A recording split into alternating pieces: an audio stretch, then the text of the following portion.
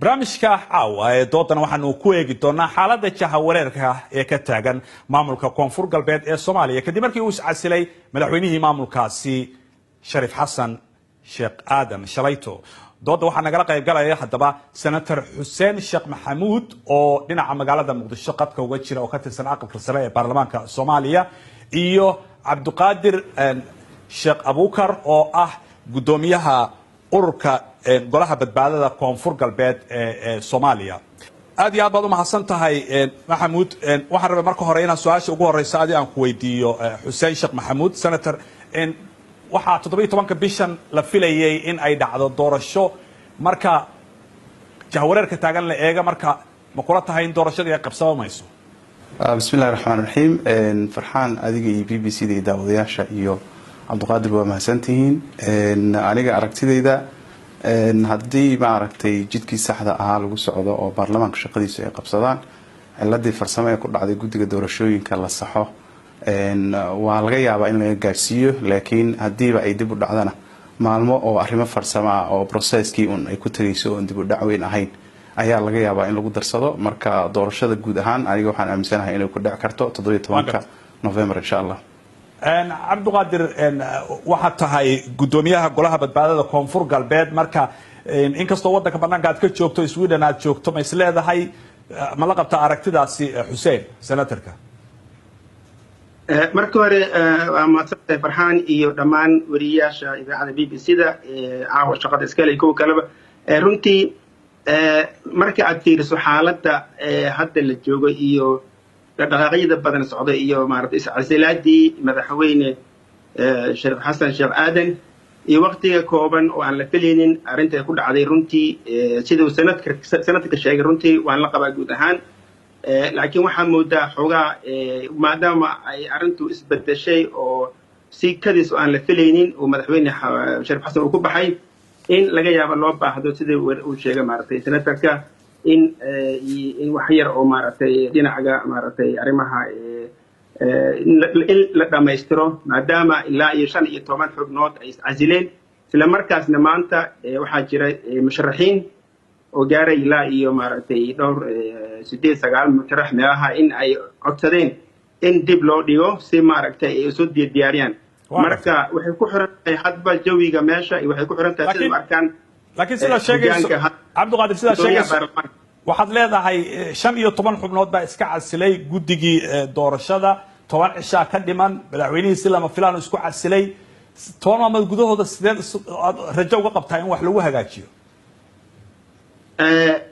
waxay ku xiran tahay hadba sida ay soo fahmaan musharaxiinta marka meesha jooga oo maaragtay dareenkooda iyo maamulka hadda maaragtay ku milgaarka oo maaragtay gudoomiyaha baarlamaanka oo si ku sima u yahay Cabdiqaadir Sheekhuna hadba sidii u shaqeeyaan marka waa shaqo adag runtii u baahan in kalsooni una baahan maaragtay dad farsamada ku wanaagsan in maaragtay meeshaas ay helaan kalsoonida dadka musharaxiinta iyo kulli dhamaantood in helaan waa muhiim waan gartay senator Xuseen Sheekh waxaan rabaa inaan ku weydiiyo adiga dad fara badan waxay leeyihiin dawladda Soomaaliya faraha kula jirta oo meesha wax qasaysa oo dadkii deegaanka xitaa waxay qabaan fikrad ay leeyihiin dadka iyaga inay wax go'aansadaan waa la quursanayaa waxba korna uga keenaya arintaas wax ma ka jirtaa arrintaas aad mahadsan tahay farxaan muddo waan ku soo celcelinay oo waan sheegaynay dareenka dadkaas deegaanka koonfur galbeed ku nool iyo siyaasiyiintooda way qabaan dabcan dadku doodaya xukuumadda federaalka waa shaqadeeda laakiin in murashaxiinta oo dhan aan cadaalad loo sameeynin in processka la sameeyo in siyaabo kala duwan loo sameeyo ayaa meesha ka socota oo ay kamid tahay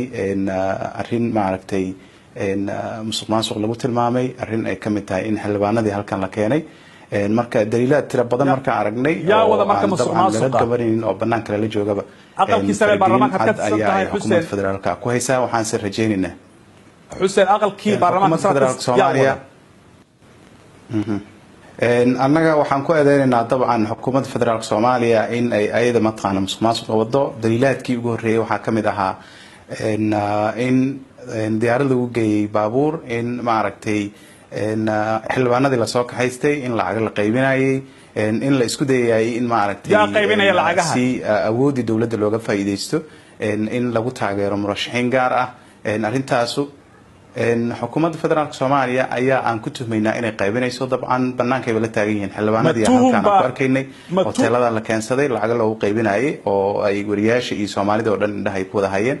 laakiin Xuseen tuhun waa iyo wax cadayna waa laba kala yihiin marka ma tuhun baa wixii noo misoo waa wax cadayna in lacag la qaybinayo haysan yaa sa qaybinayay waa cadayn baan haynaa lacaga baan la qaybinayay waxaan qaybinayaa maaragtay dad ay xukuumadda soo dirsatay waxaa loo qaybinayaa mataqaana baarlamaankii maalin walbaan ku dhex jirnaa waan aragnaa cadada la qaybinayaan ognahay meesha loogu qaybiyaan ognahay waqtiga la qaybiyaan ognahay taas hadda maaragtay daliil badan ba uma baahna waxa aan rabno ayaa ah in la joojiyo loo sinaado maaragtay murashaxiinta oo dhan ay noqoto meel maaragtay ay dawladda federaalka Soomaaliya xaakimnimadeeda ay mataqaana lagu kalsoonaan karo hadda uma jeedno in lagu kalsoonaan karo laakiin waan gartay Xuseen waan kugu soo laabanaya Cabdiqaadir Stockholm qadka uga jiraan weydiinaya Cabdiqaadir Abuukar eedayn buu jeedinaya senatarka lacaga la qaybinaya buu leeyahay fikradda ma ku raacsan tahay in waxaas ay jiraan runtii markii aan fiirinay warar badan oo dhinaca meediyaha iyo eedayn badan oo dadka bulshada ay soo jeedinayaan waxaa jirta guux badan runtii oo bulshada ka guuxaya in ay jirto in maaragtay la suubiyo maaragtay musuqmaasuq ama maaragtay dad gaar ah la rabay in maaragtay gooni loo maaragtay wax loo siiyey laakiin ma hayna wax caddeyn ilaa hadda maadaama wax walba loo baahan inaad caddayso markii aad wax dacweynaysid ama aad eedaynaysid marka laakiin waxaa jirta guux xoog badan oo dhinaca media ah dhinaca shacabka ah dhinaca maaragtay bulshada aad maaragtay arrinta ugu shakisan yihiin laakiin waxaa muhiim ah oo anigu isleeyahay aan halkan ugu jeedinayaa maamulka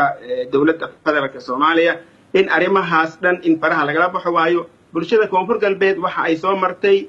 4 sano oo hadda madaxweyne Shariif Xasan oo madax ka ahaa runtii oo dhibaatooyin fara badan oo dhinaca maaragtay amniga dhinaca siyaasadda burbur weyn uu ka jiro marka si aysan burburkii u soo dhicin ama mid ka daran u soo dhicin in bulshada loo daayo ayagu wax ay doonayaan inay doortaan qofka ay doonayaan ama maaragtay musharaxa ay doonayaan ay xubnaha golaha maaragtay baarlamaanka in loo badbaadiyo waan gartay inta yar oo Shariif ka tagay in loo badbaado waa in maaragtay faraha lagu qaada oo aan ay u dhacdaan doorasho cadaalad inay dhacdo weeyaan waan gartay labadiinaba gobolkaad ka soo wada jeedaan waxaan rabaa inaan su'aasha xagga u wareejiyo senator Xuseen Sheekh oo khadka Muqdisho uga jira Xuseen Cabdiqaadir Maqlays wuxuu leeyahay adiguna wad ku raacsan tahay marka adinkii gobolka ka tirsanaa oo adigoo golihii aqalka sare ka tirsanaa haddii aadan xal haynina xagee loo soconaya marka hadda alxamdulilah sheekada wax badan way iska soo furfurtay meelihii hore hadda ma joogto waxaan rajaynaynaa insha Allah in maaragtay shaqada ay sideedii ku soo noqoto baarlamaanka koonfur galbeed ay shaqadooda qabsadaan